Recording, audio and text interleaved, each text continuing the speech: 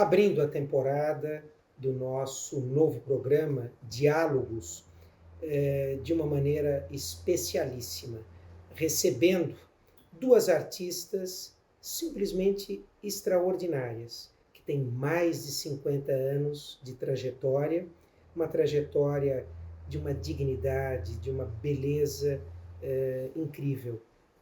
Estou aqui com Célia e Selma. Tudo bem? Uma alegria para nós. Para mim também. Eu comentava hoje à tarde que não poderia ser melhor o primeiro programa da série Diálogos com as presenças de vocês. Obrigada. Pelo carinho, pela admiração que eu tenho por vocês há muitos anos. Por esse repertório sofisticado, esse repertório que mergulha fundo no que o Brasil tem de melhor. Isso é verdade. A gente gosta de... É isso mesmo, de ir atrás do que o Brasil tem. E tem muita coisa boa nesse país, né? E muita coisa desconhecida ainda da maioria das pessoas, né? Da cultura popular, né? Sobre a cultura popular, principalmente. Quantas vezes a gente saiu da zona de conforto e às vezes pegando o carro, viajando 800 quilômetros e tudo, nós duas, para poder ir buscar alguma referência assim na cultura popular, né? Acompanhando folias, acompanhando Bumba Meu Boi, acompanhando diversas manifestações em diversas partes do Brasil. Bom, eu sempre que recebo, né, os meus entrevistados, eu gosto de fazer a mesma pergunta, que é: quando vocês despertaram para a música, para a arte, quando vocês descobriram esse universo mágico e fascinante da arte? Muito cedo. Muito, muito cedo mesmo. Lá em casa, meu pai, por ter sido músico, né? Quando a gente nasceu, ele já tinha abandonado essa profissão, né? Era fotógrafo. Mas ele um italiano, né? Toscano. E o papai, ele ouvia muito música em casa, principalmente ópera, né? Eu acho que o papai ouvia mais ópera do que tudo. E a gente cresceu com essas informações musicais, o rádio também, as rádios, como ouvia o programa de rádio mais. O rádio tinha uma posição de destaque em casa, ficava assim, do ponto mais alto, que eles achavam mais bonito, né? Uma peça linda, né? E era o dia inteiro sintonizado nas emissoras, principalmente do Rio, na época, né? Porque ali em Minas, onde a gente nasceu, em Ubá, sintonizava mais, pegava melhor as rádios do Rio. Do Rio. Rádio Nacional. Nacional, principalmente. Eu acho também a arte, ela é uma coisa estranha. Não é que você que vai atrás dela, parece que ela te fisga. Né? Então a gente foi fazer teatrinho no fundo do quintal. Não sei agora por que, eu não sei, inspirado em quê. É aquela vontade mesmo de ser alguém que não apenas você, ser um personagem, né? A gente fazia teatrinhos, convidava os coleguinhas todos. Convidava não, cobrava ingresso. Opa! E isso numa cidadezinha que na época devia ter o quê? 20 mil habitantes, quanto muito, né? Acho que Ubá, nem né? No norte de Minas, né? Não, Ubá na Zona da Mata. Na Zona da Mata. Era bem 100 quilômetros de Juiz de Fora, que é bem próximo, é a cidade maior, mais próxima. Né? Bom, então essa influência paterna, né? Aliás, aproveito, gostaria muito que vocês falassem um pouco dessa figura interessantíssima que foi o pai de vocês, o Celidônio Mazei, né? Músico, fotógrafo, um idealista, né? Que sai da Itália, como vocês mencionaram agora, né? Da região da Toscana. Primeiro, como é que ele foi parar em Ubá? Como é que ele foi parar no interior de Minas?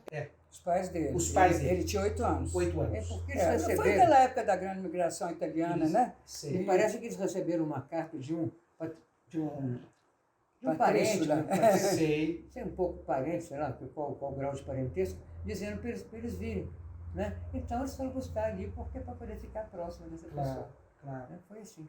E ao longo da vida ele teve um estúdio, né, fotográfico lá na cidade. Durante 70 anos. 70 anos. Numa época que fotógrafo, quando ele começou em 1916. Você imagina o que era raro ali no interior, né? Um fotógrafo. Então, meu pai chegava nos lugares, nas festas, e ele era recebido com todas as honrarias. Era um retratista, ele falava. Retratista, sim. Porque e agora você imagina a gente crescer, o laboratório fotográfico era lá em casa. o estúdio, o laboratório, tudo nós crescemos. Depois ele alugou Depois ele alugou um espaço. Sei, Aí saiu lá de casa. Mas a casa que nós nascemos, ela tem uma história muito interessante lá em Ubá, porque ela o sobrado é da Sociedade Italiana Beneficente. E o papai que tomava conta. Sei. Então, em cima, abrigava a sede da Sociedade Italiana e embaixo era a nossa casa, onde nós nascemos. Sei. Quer dizer, esse ambiente, então, certamente foi fundamental para que essa sensibilidade artística, né, esse despertar muito cedo para a beleza da arte acontecesse. Agora, daí a profissionalização. Que passos aconteceram? Nós nos formamos como professoras primárias, que era muito comum isso, né? As moças se formavam, criadas para casar, ter filhos e tal, né? Mas a gente começou numa brincadeira no colégio, colégio francês, Sacré-Cœur-de-Marie, De muito freiras rígido, francesas. Em Ubá mesmo. Em Ubá.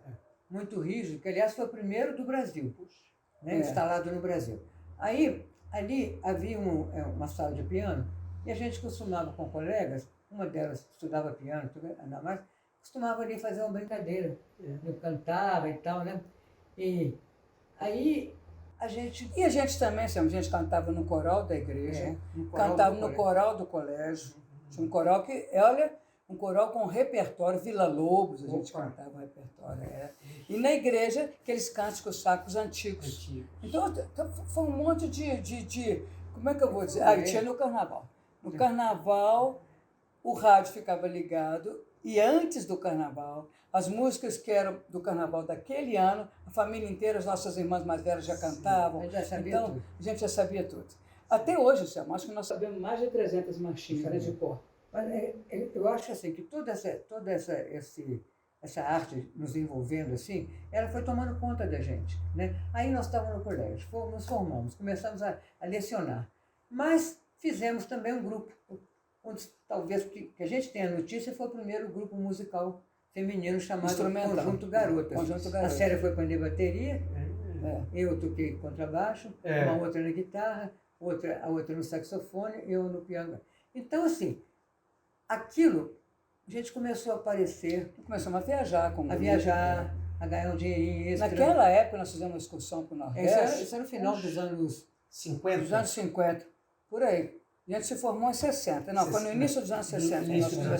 O Conjunto Garotas começou no final dos 50. Sei. Mas a gente viajando... E começou no colégio. No colégio. Eram colegas. Aí começou a aparecer bailes e tal, a gente tocava 5 horas de baile, para as pessoas dançarem. Maravilha. Então, repertórios muito diversificados. Claro. Música brasileira. Música brasileira, maioria. Não, tinha música americanas italianas, aquelas baladas que usavam francesas, né? Sei. Você lembra, Selma, a gente gostava? Eu fazia na bateria. Sempre me lembro. E em bailes, nas cidades vizinhas. Porque a gente lecionava durante a semana, a gente alfabetizou cada um, acho que uns 200 crianças, né? Por aí, né? Em escola pública lá em Ubá ou escola pública?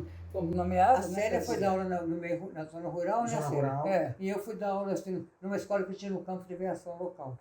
Sim. E você pegava um ônibus, né? Eu pegava o trem. O trem. Mas trem Maria Fumaça. Maria Fumaça. Fim de semana os bailes e durante a semana o trabalho na escola. A escola. Só que nós queríamos mais. Sim. Então, a música começou a falar tão alto que, enquanto deu, a gente ficou dividido, né? Nas aulas mas depois a gente começou a querer falar, vamos para o Rio de Janeiro, vamos mostrar esse grupo, porque todo mundo falava, nossa, moças tocando, era uma coisa assim inusitada, né? Aí nós resolvemos bater na porta da emissora de televisão no Rio. Eu não sei se nós batemos na porta ou se for atrás. Não, nós fomos convidados, isso mesmo. porque o primeiro programa de televisão que o nosso Conjunto Garotas fez foi em Juiz de Fora, TV Industrial de Juiz de Fora. Sim. E no Rio de Janeiro, então, ficaram sabendo. Aí nós fomos para a TV Excelsior. Tinha um programa de um apresentador, não sei se você se lembra dele, chamado César de Alencar. Sim, Um famosíssimo. sucesso o programa. E era patrocinado por uma casa, assim, dessas... A casa, como hoje em dia tem essas casas que vendem eletrodomésticos, chamava Casa Garçom. Sim. Então chamava Garçom Garante Espetáculo. E nós fomos tocar nesse programa. Aí já imaginou. Aí pronto. Aí aquilo, acho que aquela. Eu culpo um pouco meu pai, porque ele fez a gente ficar com uma vontade grande de aparecer, sabe? Porque ele botava uma em cada braço e saía orgulhoso, exibindo as gêmeas dele. E a gente fica naquela coisa assim, vamos, nós queremos fazer televisão, nós queremos aparecer, queremos acontecer. E de início foi isso, né? Você sabe, era muito fácil, Ângelo, porque hoje para você chegar num programa de televisão, 2 artistas como nós, hoje, Mesmo você com esse tempo de carreira, já mostrando que a dificuldade. Aqui vieram, né? Você não consegue chegar. Mesmo assim é difícil, né? Mas naquele tempo Era não. muito mais fácil. A gente chegava, olha, nós somos cantores, estamos vindo do interior de Minas e queremos nos apresentar nos programas daqui. E assim foi na TV Rio. Lembra-se, nos levaram lá com o maestro, o pianista, ele perguntou que tipo de música que a gente cantava, nosso repertório era enorme por causa de tocar em baile, né? Aí, lembro que a gente cantou 2 ou 3 músicas ali com ele, pronto, na mesma hora já pegaram o nosso contato. que não tinha celular, não tinha nada. Ou então batia na porta. Batia na porta. E assim foi, nós ficamos no Rio, começamos a trabalhar assim em televisão. Nesse momento o grupo tinha sido desfeito. Porque o que aconteceu? As amigas ficaram em Minas. Por uma razão ou outra, precisou de muita coragem, né? Muito. Era um tempo que, poxa, para uma moça dar um passo desse, não é brincadeira, não. Moça de Nós família, também tivemos problema com a nossa mãe. Foi uma coisa muito mal falada. Aí E a mamãe não queria, Não como a queria. Selma está dizendo, a mamãe não queria que a mamãe queria nós 2 ali. Professoras, seguindo uma carreira com o marido, com o filho. tradicional. Aí, no caso, uma delas já estava noiva, aí o noivo apressou, vamos casar logo, para segurar lá. A outra, o pai falou que se saísse de lá, nunca mais ia voltar naquela. Não precisava voltar, que não entrava mais. E assim, ficaram desencorajadas, né? E nós 2 fomos. Corajosamente. Né? Bom, esse programa, né, acabou se desdobrando em outros programas, né? E aí vocês tiveram uma experiência muito interessante, formando também um novo grupo lá no Rio, né? Não, nós Fizemos passamos sim com o Imperial, né? Com o Carlos mas Imperial. foi bem depois. Bem depois. Bem depois, porque assim que a gente chegou no Rio, tentar a mesma carreira, quem nos deu a primeira oportunidade foi o Moacir Franco. O cantor. Mas ele tinha um programa líder de audiência, mais de 60 de Ibope. Na televisão. Então nós fomos trabalhar com ele. Ele nos contratou. É outra também que nós batemos na porta. Sim. Aí nós ficamos trabalhando com o Moacir. Daí, e começaram a aparecer mais oportunidades de trabalho, com grupos, um grupo do Vinhas, né, Selma? Ainda no final dos anos 60, do Luiz Carlos Vinhas, pianista. Sim. Trabalhamos num grupo chamado O Som Psicodélico de Luiz Carlos Vinhas. Numa temporada, a gente morava no Rio, nós íamos fazer uma temporada em São Paulo, temporada muito bacana, de muito sucesso, dirigidas pela aquela dupla famosa, Miele e Bosco, né? E a gente contracenava com Lenny Dale. Puxa. Então, foi um início de carreira assim como... Olha, já Majestoso. A vida já nos presenteou com isso tudo. Aí sim, que depois nós fomos já morando no Rio. Que o Carlos Imperial nos assistiu. Já no final dos anos 60. Nos assistiu e convidou para fazer um grupo completamente diferente. Nós estávamos com a MPB, que era MPB bem sofisticada, né? E fomos fazer pilantragem. Era um movimento que estava sendo liderado aquele batia palminha assim para cantar. Eu sei que tenho muitas garotas, né? Todas gamadinhas por mês. Nós entramos nesse movimento, a pilantragem. Era uma delícia, a gente brincava com aquilo. Não. Isso fez um sucesso tremendo, né? Fez. E a gente... Gente, a ousadia. Hoje, você anda na rua, você vê moça de cabelo rosa, azul, verde, desse tamanho, cada tupete que vem aqui, né? Tranças e não sei o quê. Mas no nosso tempo, nós 2, o cabelo era curto, bem ondulado. Então nós fizemos um cabelo que a gente Nós arrumamos um pente, nós chamamos tipo um pente de Garfo, de garfos, era de madeira, nós mandamos fazer. Então nós levantamos aquele cabelo, usava aqueles óculos coloridos, amarrava umas tiras que ia até no pé, na cabeça. Olha, você lembra uma vez, no Natal, nós pedimos a um cara que lidava com... na televisão. Quarto elétrico. Foi pro Chacrinha, na TV Globo. Chacrinha, nós fomos fantasiados de árvore de Natal. Com As duas com cone e aqui o controle remoto, no ritmo aqui na mãozinha, a gente cantando e piscando a árvore de Natal e nós piscando. Era um sucesso. A gente foi uma época que a gente muito irreverente esse grupo. Muito irreverente. Muito interessante. Durou quantos anos? Uns 3. Uns 3 anos. Durou muito, não. Durou pouco tempo. Eu acho que foi pouco, né? Porque estava no auge quando terminou. E além de televisão, vocês faziam shows também? Muito, em casas, demais. Mas teatros, casas noturnas. Era muito. Depois disso, então, quando terminou a turma da pesada, né? Esse movimento, aí nós começamos a trabalhar as duas sozinhas. Porque a turma da pesada tinha uma coisa interessante que o Carlos Imperial fazia. Éramos um grupo, né? Mas às vezes... Uma vez ele chegou para nós e falou assim, na Páscoa eu gostaria que vocês cantassem uma música infantil em ritmo de pilantragem. E eu sei que eu já vi vocês duas cantando uma música para um coelhinho. E era. Nós, como professor, ensinava para as crianças. Só que nós botamos no ritmo da pilantragem. De olhos vermelhos, de pelo branquinho, eu ando de leve. Eu sou coelhinho, assim. E as duas muito bom, sei. Vestidinho mini saia branquinha de coelhinhas, né? Sim. Também por causa das coelhinhas do Playboy. Essa cara do Carlos, né? Sim. Ele nunca via a cabeça do Carlos para bolar coisas que aconteceram. Como produtor, assim, né? E a coisa foi assim, acontecendo entre Rio e São Paulo, porque nós moramos no Rio uns 30 anos, mais ou menos, muito tempo. Mas trabalhava em São Paulo também. Muito. Então ficamos assim, para lá e para cá. Depois houve uma época também de casas noturnas, que a coisa não era brincadeira. E orquestra de baile. Uma casa atrás da outra nas ruas. Assim. E também nós cantamos em orquestra de baile. Fomos crooners de orquestra de baile. Um aprendizado e tanto. Então foi gente tudo que a vida nos oferece, tudo que a vida nos ofereceu em termos assim, artísticos, que fosse que a gente gostasse, que valesse a pena, a gente encarava o desafio, sabe encarar. Então, quando acaba esse grupo, né, criado pelo Imperial, vocês, na verdade, se fixam como dupla, é isso? Mas como dupla. E o primeiro disco? Já estava forte essa imagem nossa de gêmeos, né? Sim. Que é uma coisa rara, né? Sim. Duas pessoas, duas moças iguais. Cantando. Gêmeas univitelinas, né? E a Selma, desde pequena, as duas irmãs mais velhas gostavam de cantar, uma delas trabalhava na rádio lá, na emissora de rádio, e então já ensinava para ela a segunda voz, né? Então sempre tinha, eu fazia a melodia e ela ia vocalizando. Então desde muito cedo. Nós tivemos essa escola aí, né? Bom, vocês começam como dupla, e o primeiro disco, quando que acontece? Nós somos bem mole, bem lentas. Demorou, né? Demorou. Não, nós gravamos com o Imperial.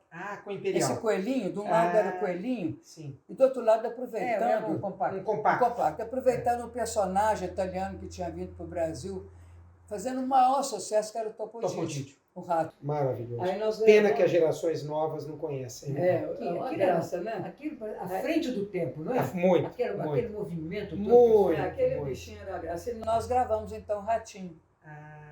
De um lado, o Ratinho... E que deve ter feito também entre a criançada e mesmo os adultos um sucesso enorme. Olha, nós começamos antes da Xuxa com esse negócio de trabalhar, de cantar música. Com criança. Foi.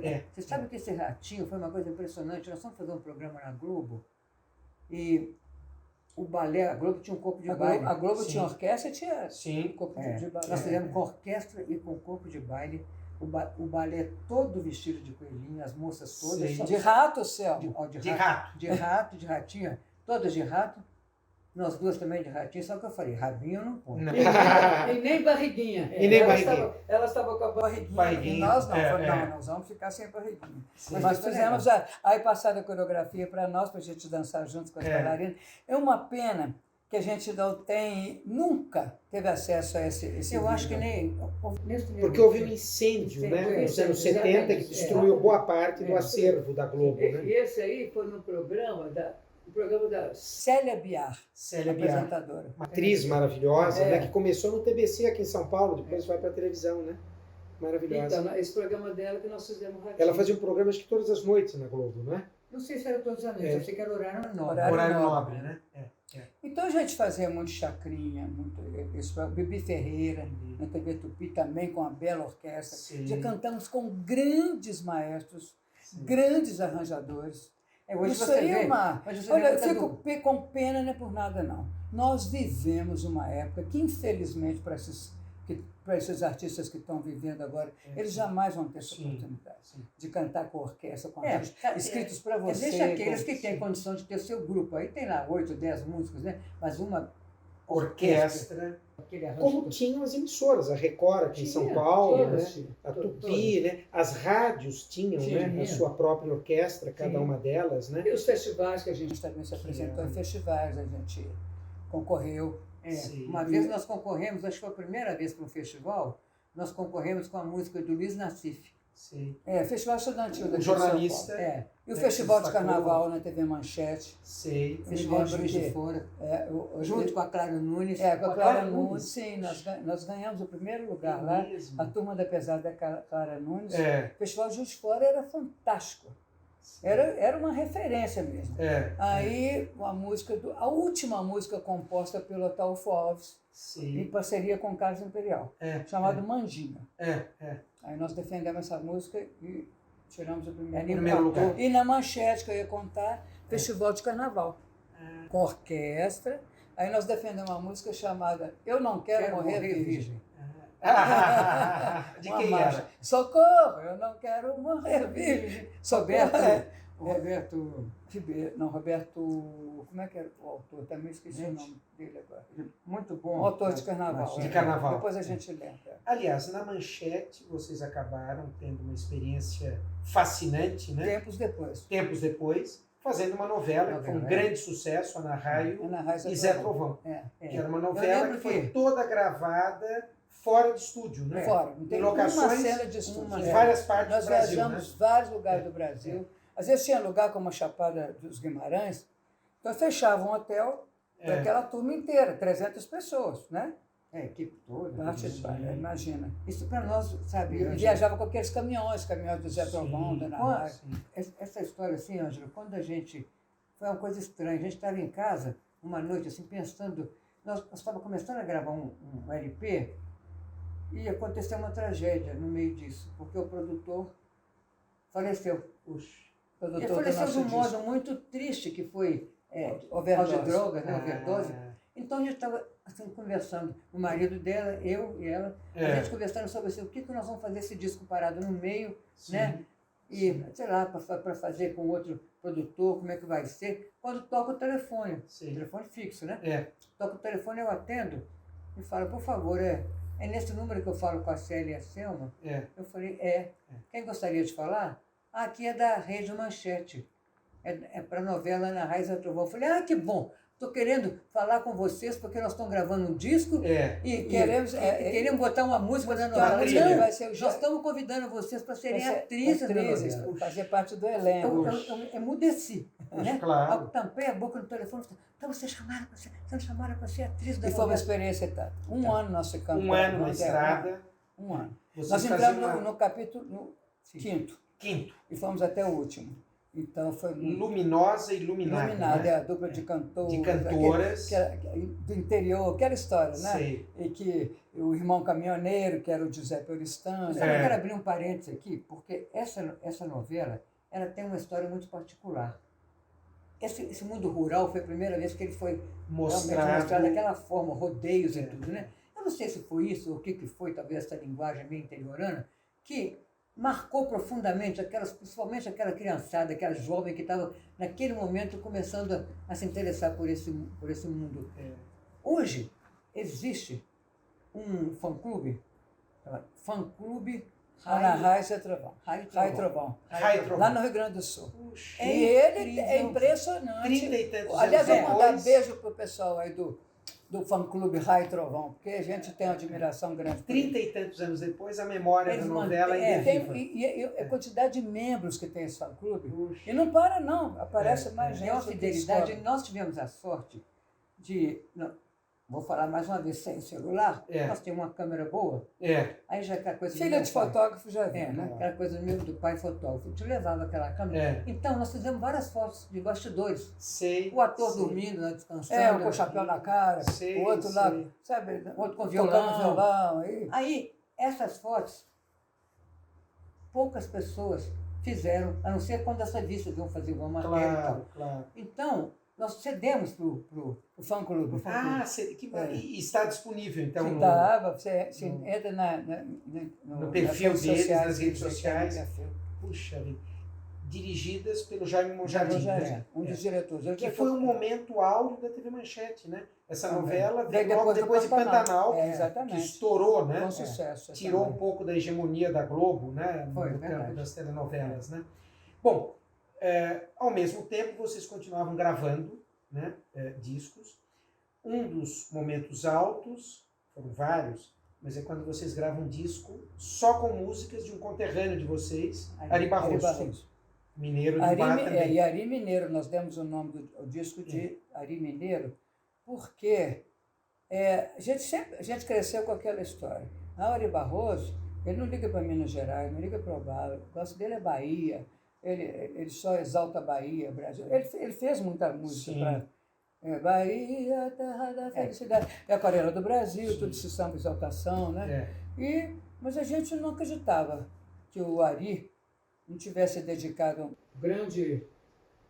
uma grande fatia, vamos dizer assim, da sua obra para Minas Gerais. Porque mineiro, o mineiro ele tem esse barrismo, tem esse apego à sua terra, né?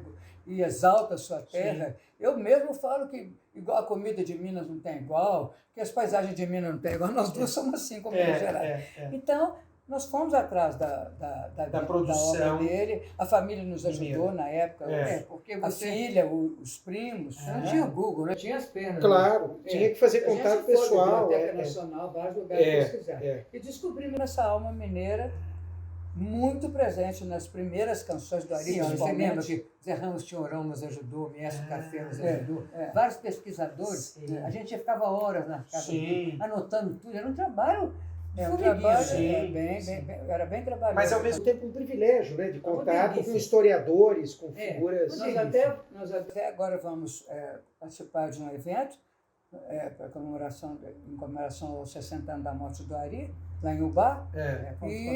E nós vamos cantar, uma das músicas que nós vamos cantar vai ser a primeira música do Ari, que ele tinha 16 anos. Está nesse CD. Está no CD.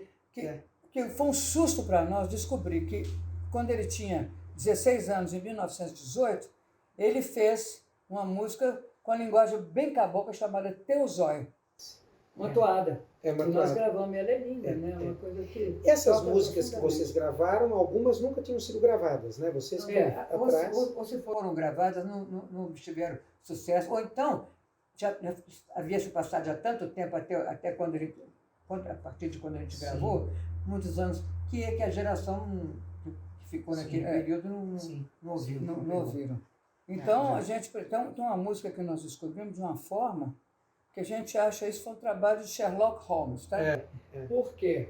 Nós vimos uma partitura que a prima dele nos entregou. E as partituras escritas à mão. À mão por ele. Aí tinha uma chamada Tristeza dos Sinos. Então, na conversa, pela dedicatória que ele colocou, a minha noiva, foi a época que ele estava noivo da Ivone, com quem ele se casou. E ele ficou tuberculoso e foi para o bar. Ele foi ficar com o tio tutor dele, né? Já era adulto, já estava há muito tempo no Rio. E estava estudando. Aí ele escreve uma valsa chamada Tristeza dos Sinos, dedicada a ela, a minha noiva Ivone. E a gente, atrás dessa partitura inteira, só tinha uma parte dela. Nós conseguimos juntar uma parte com a outra na Biblioteca Nacional. Aí gravamos nesse disco. É um trabalho de pesquisa, né? Um trabalho que envolveu uma dedicação enorme. Ainda hoje. Mas eu tenho o maior amor por esse disco. Ainda hoje o Ari, a gente não consegue se separar do Ari, mas eu falo isso com grande satisfação. Sim. Porque nós somos das poucas pessoas que temos o cuidado, estou falando de ubaenses, que temos o cuidado de preservar a memória dele, inclusive em concursos. Sim. A gente faz curso, dá um curso sobre a vida dele. E a gente ficou meio que sentindo um pouco responsável, mas é uma Pela responsabilidade memória dele, agradável, né? De trazer, carregar ele aqui. Muita gente assim que nos conhece há muito tempo fala mesmo para nós, vocês são guardiãs da memória do Ari Barroso. Isso me enche de orgulho, né? As pessoas falarem isso para nós, né? Aproveitando, né, a vocação que vocês, desde muito cedo, manifestaram para o magistério, até hoje vocês têm dado cursos de cultura popular, de música popular, Brasil afora. Gostaria que vocês comentassem um pouquinho sobre essa proposta desses cursos. A gente está cada vez aumentando um pouco mais os temas, né, Selma? Nós dedicamos a outros temas. Né, mas nós fizemos a história do carnaval no Brasil, que é interessantíssimo. E nós contamos desde o tempo do Entrudo, né, que veio de Portugal, até que nós entramos na Chiquinha Gonzaga, que é a primeira música composta especialmente para o carnaval. Oh, abre elas, que eu quero toda a história, os blocos, os esforços, né? Tudo isso. Depois nós fazemos sobre o Ari Barroso, a cultura popular, fizemos vários ritmos folclóricos brasileiros de várias partes do Brasil. Que até foi do CD que nós gravamos, chamado Canto com C, que nós gravamos, por coincidência com C, série Selma com C, Canto com C, ciranda, congado, congo, chamamé, cateretê, chamamé, curraleira, cururu, congo, tudo com a letra C. Ritmos brasileiros. E o mais interessante é que a gente foi, ao longo da nossa vida, com essas pesquisas, essas viagens, a gente foi registrando essas manifestações folclóricas em loco, né? E pegando aquelas gravações, muitas em fita cassete ainda, porque isso é antigo, né? E nós, até que a gente resolveu juntar, fazer esse mapeamento e fazer esse disco, Canto com C. Aí estão as 5 regiões do Brasil. E a gente compôs uma música, né, Selma? Contemplando um ritmo muito presente em Minas, que é o calango. O calango é um ritmo de desafios, normalmente, né? Desafio de 2 calangueiros. Mas nós fizemos todo ele, junto com o parceiro nosso Papete, saudoso Papete, fizemos todo ele com a letra C. Toda a letra é nossa. Letra é nossa. Não tem uma palavra que não seja. Com a letra C. Mas o que eu estava dizendo, é o seguinte, nós contemplamos as 5 regiões brasileiras. É uma forma, não toda a riqueza, que não daria para fazer, mas o registro, o recorte, né, dessas 5 regiões. Né? Bom, um outro CD maravilhoso de vocês é o Lembrai-vos, que resgata o melhor da tradição da nossa música sacra, que também foi fruto de uma pesquisa extensa. Né? E a riqueza da música sacra, diversidade dela em Minas, né? Imagina, desde o tempo da colonização, o que foi Minas Gerais, a importância de Minas Gerais, né? Para o Brasil, e como vieram os colonizadores católicos, né? Então a igreja era muito importante, né? Nós crescemos naquele ambiente. Depois, geograficamente falando, nós ficávamos entre 2 igrejas. A matriz, assim na rua de trás, e a igrejinha de São José, praticamente na nossa porta. A gente, quantas vezes nós vamos tocar o sino, porque a pedido do padre, vai lá que chama para a missa, e nós, ou então chama o enterro, tom,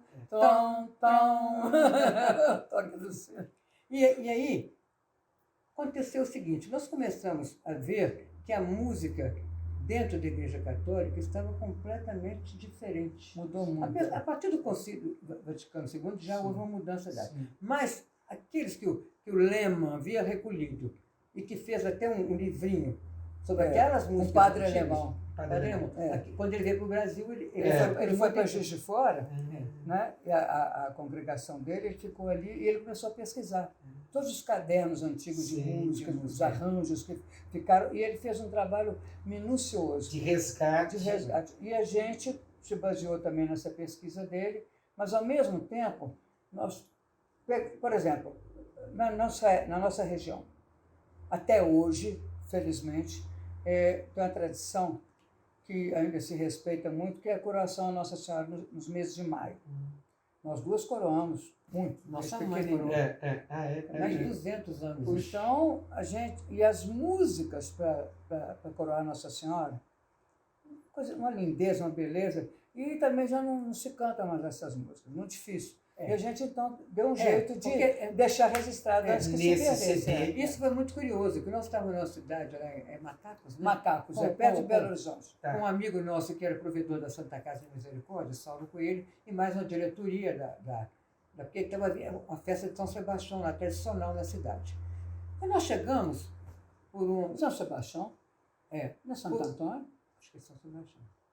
Santo que me perdoa. Se não for um, eles não vão brigar. Eles conversam lá sem tempo. Aí é o seguinte, nós entramos na igrejinha daquela, não tinha ninguém na igreja mais, que já tinha havido a solenidade, tudo, e nós sentimos que ela tinha uma acústica muito boa. Aí, nós resolvemos subir ela ainda tinha o púlpito. Ainda tinha. Aí nós subimos uma escadinha, né? Que é a escadinha assim. Sim. E resolvemos experimentar. E aquele grupo daquelas pessoas... Estava ali conversando. Da Santa Casa, como é que é o nome? Federa Santas, né? Eles conversando em outro assunto. E nós duas começamos a cantar baixinho uma música da procissão do Senhor Morto. Né? Perdão, meu Jesus,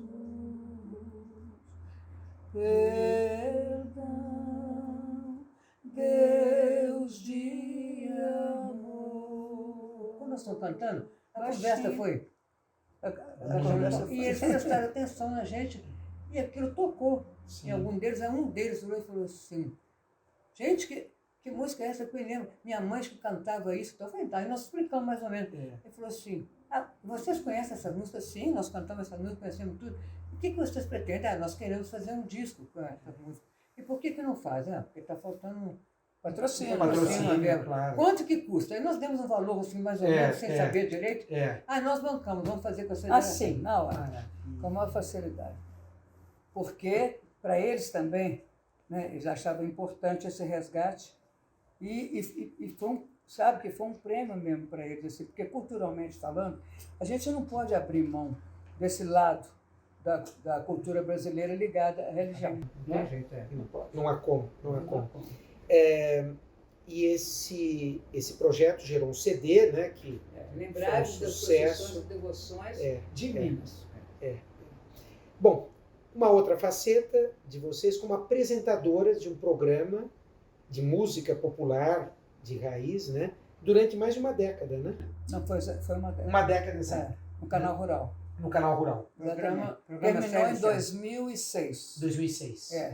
Então, um programa que a gente mostrava mais do que os outros convidados, mas era mais a viola caipira. Sim. Muito desconhecida, então, sim, tá?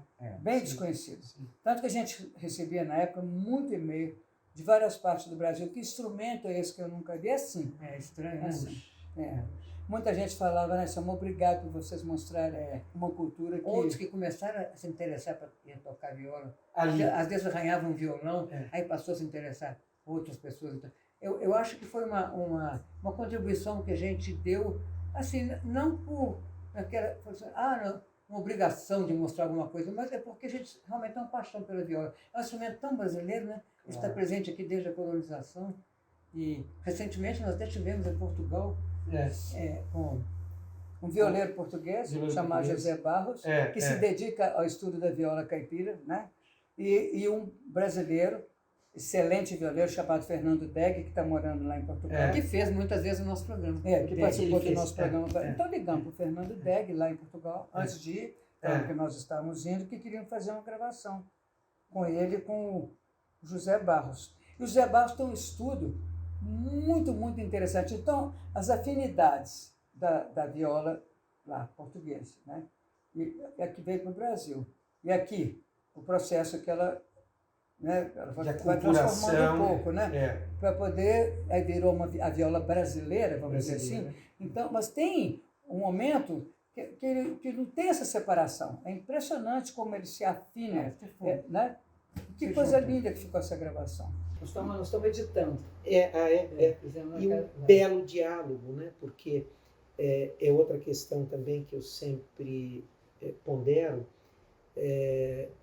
As raízes da nossa cultura, que estão muito ligadas às raízes portuguesas, logicamente que aqui, né, a influência da cultura africana, da cultura indígena, né, daí a riqueza, né, da nossa música em especial, né, não fosse essa fusão, né, da contribuição europeia, africana, indígena. Africana, então, permite eu falar, africana, então, em termos preponderante. Em termos rítmicos, olha o que a música brasileira tem deve à cultura africana. A música brasileira deve muito a essas contribuições. Muito. E é uma música que é impressionante. A gente já viajou por vários lugares do mundo cantando e tudo. E como então, todo lugar é apaixonado pela música brasileira. Sobre essas viagens. Eu sei que vocês fizeram um sucesso enorme no Japão. Inclusive gravaram a Aquarela do Brasil. Não, Aquarela do Brasil não. Em japonês? Não. Foi uma brincadeira, tá aí. Aquela rancha, tá aí. Olha, o Japão foi uma coisa. Você imagina, foi 1975. O Japão era bem japonês. Era bem japonês e para nós foi assim, foi uma coisa impressionante. Cada dia lá era uma aprendeu alguma coisa. Eu me lembro que a primeira vez que nós vimos, uma máquina de engraxar sapato. Meu Deus, a gente ficou parada na frente. De comprar cigarro, bota moeda, sai massa. Era uma novidade. Era novidade. Tudo 1975. Sopa, né? Às vezes no domingo de folga, ir lá para a máquina, no meio da rua, comprar sopa. Então, são coisas que para nós, imagina, você só nem cinema. Sim. E vocês foram convidadas para uma série de apresentações. Japonês, 6 meses. 6 meses. Puxa vida. E aí essa versão do Taí foi feita lá. Feita lá. Para a gente cantar lá nessa. Era uma boate-restaurante. Em cima o restaurante, embaixo a boate. Sei. E não bem uma boate, uma casa de música brasileira, música ao vivo o tempo todo, né? E outra experiência também marcante para nós, que nós éramos acompanhadas por músicos japoneses. Muito talentosos. Que gostavam de música brasileira. Olha, lembra do Sato, o violonista? Não falava uma palavra em português, não falava português. Não. Mas é o seguinte, ele aprendeu a tocar ouvindo o Baden-Baden Powell. Olha o nível desse músico. Olha a referência que ele foi buscar. Não é? Poxa, mas nós fizemos o carnaval em Tóquio e a Selma. Carnaval. Malucas, Fizemos um carnaval. Isso nesse período de 1975. Não, nunca tinha visto isso na vida. Sim, sim. Além do Japão, que outras turnês fora do Brasil? Turnê não. Às vezes vai, faz um trabalho e volta. Mas na Europa... Gravamos na Itália. Gravamos em italiano. Em italiano. Assim... A gente ficou muito no Brasil. Sim. E outra coisa, nós também, se você perguntar, com tantos anos de carreira, se você for contar 15 discos, sei lá, é pouco. Por quê? É pouco. A gente sempre privilegiou, sei lá se foi uma distração, ou falta de oportunidade, ou a cabeça mesmo, vamos cantar, importa é cantar. Então, se a gente está fazendo uma temporada, de repente, com o Calbi Peixoto, que você sabe, né? Aí por que não gravamos com o Calbi? Podia ter gravado. Poderiam, né? Esse foi uma temporada que durou 2 anos, 3 anos. Ficou quase 3. Ficou um bom tempo no restaurante Velho Galeão, no Rio de Janeiro. Era dirigido pelo grande Adonis Caramba, grande diretor. Depois, quando foi para o Asa Branca, aí a direção passou a ser do Maurício Sherman. E era diretor do Fantástico. Sim. Então é o seguinte, depois dali, quando essas temporadas terminaram, então nós começamos a viajar com o Calbi. Aí muita gente pergunta, por que vocês não registraram em disco, né? Verdade, então era engraçado, não priorizava, né? Não priorizava. Mas uma distração que eu acho que é imperdoável. É imperdoável. E com o Calbi, vocês levavam o repertório de vocês e também ele trazia o repertório dele? Como é que era esse espetáculo? A gente fazia assim, no show, nós tínhamos 5 entradas, vamos dizer assim. Cada uma de com coisa diferente, figurinha diferente, também toda proposta diferente, uma música americana, outra música brasileira, outra era samba, outra... Então, de acordo, a gente fazia com o Calbi, mas o repertório dele, né? E também tínhamos 2 números nossos, só nós. Só vocês. Sem o Calbi. Além do Calbi, que outros artistas marcaram essa trajetória de vocês? Cantoras, cantores, duplas. Cantamos com o Wilson Simonal, nosso amigo sempre.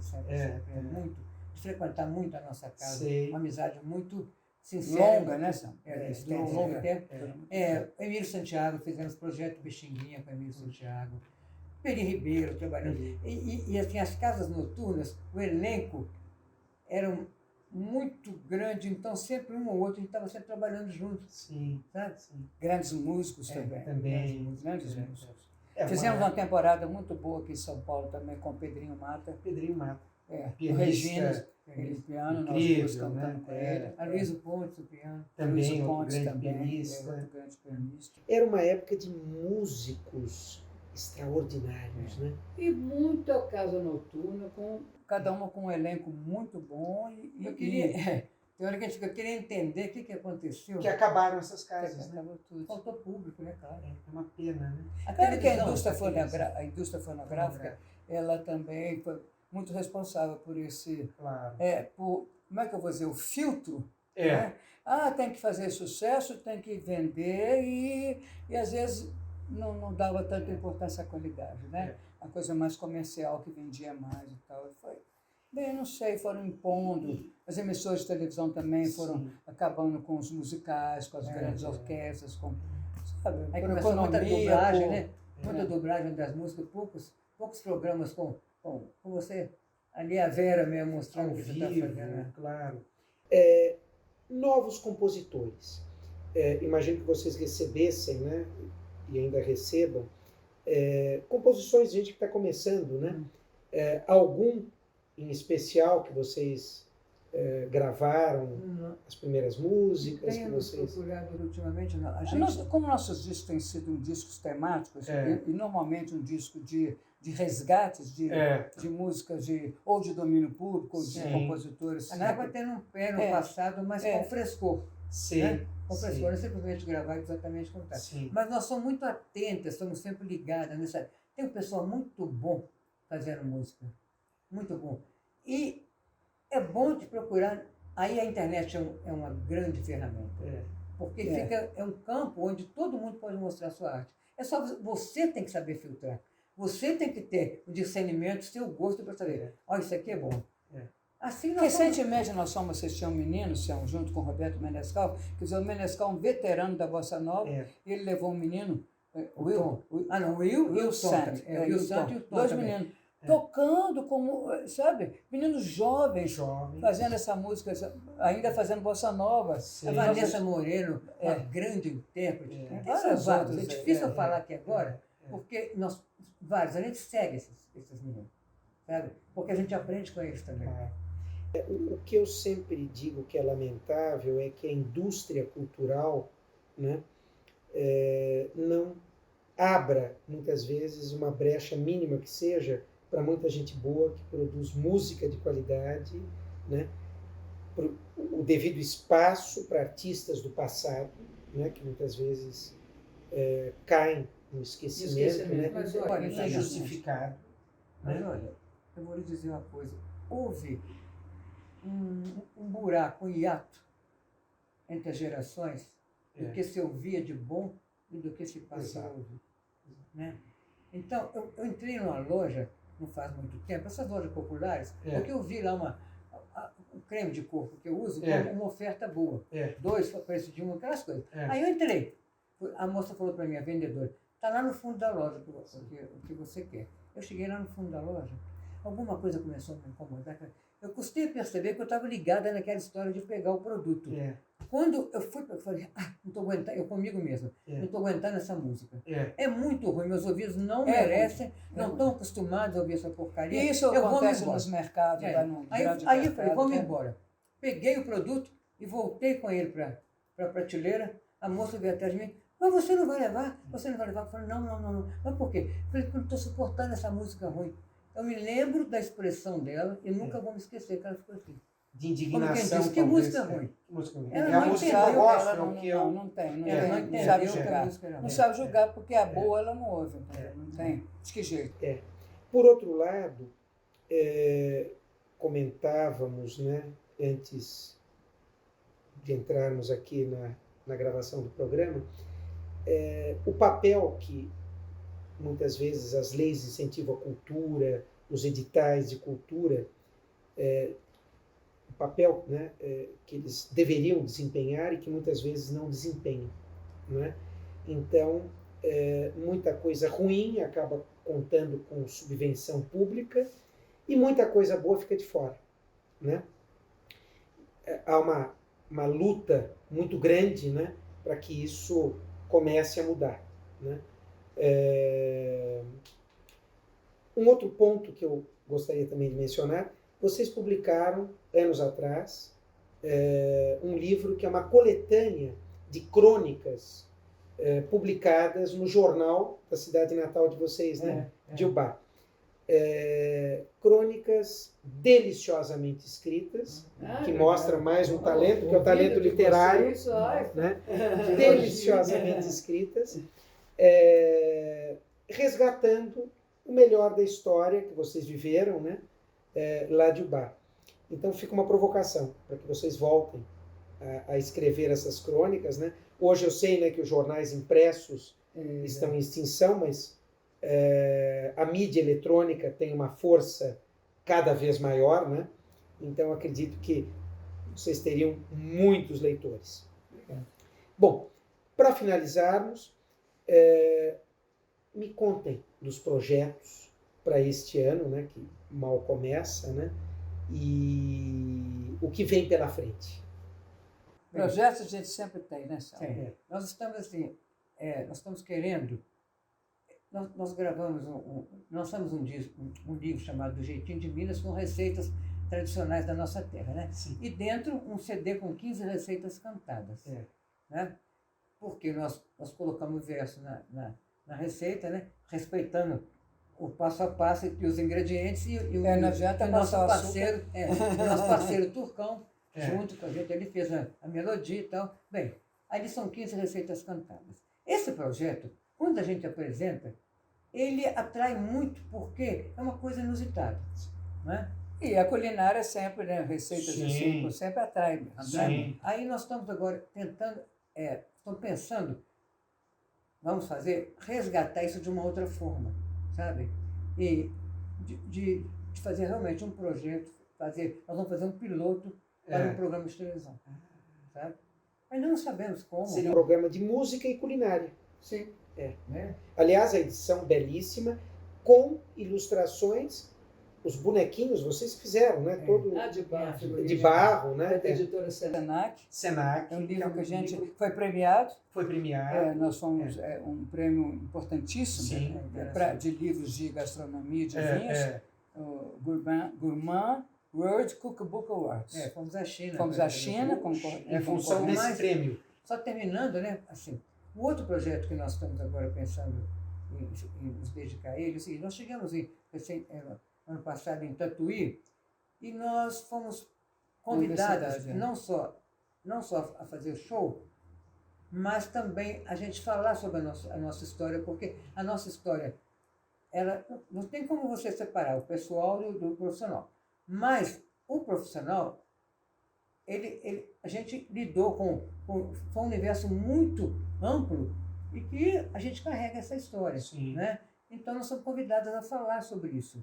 Então, nós estamos dispostos os alunos lá da Universidade dispostos a continuar com isso, porque houve um interesse muito grande. Tá? Vamos ver, a gente nunca para, sabe? Outra provocação. Um livro de memórias, que eu imagino com uma trajetória ou talvez tão rica. Ou um documentário, perfeito. Com uma trajetória ontem nós tivemos a reunião com o pessoal de televisão. Aí a reunião terminou. Exatamente, com essa provocação também. Foi muito engraçado que a reunião terminou, que vieram outros. Nós começamos com 2, 3, 4, no fim tinha 6 ou 7. E eles querendo saber a história da gente. Como rindo que era muito. essa, mas lembra? Como que era o Rio de Janeiro quando Como nós era moramos São lá? Paulo. Como era São Paulo naquele tempo? Como era o cenário musical? E a vida, e a parte pessoal, eles começaram a achar muito, muito interessante, muito engraçado, pelas coisas que nós passamos. Né? A gente enfrentando na cara e coragem uma série de eventos que não eram comuns, não foram comuns na nossa criação. Né? Então, agora vamos ver o que nós vamos fazer. Mas alguma coisa vai sair. Já fomos procurados por uma produtora também. Para esse documentário. Estamos analisando, vamos ver o que vai sair. Torcida não falta.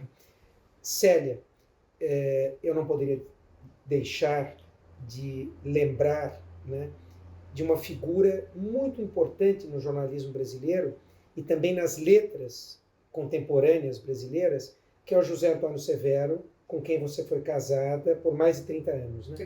38 anos. Sim. Falecido há pouco mais de 2 anos, né? E cuja memória você tem sabido, como poucas companheiras, preservar. Fale um pouquinho, sobretudo, desse último livro, que ele deixou um livro inédito, né? O Severo, que você publicou, né? Sim, publiquei. Independência Além do Grito. Além do nome Grito. que eu dei ao livro, né? E um trabalho de pesquisa amplo dele, muito extenso e muito minucioso sobre a independência do Brasil.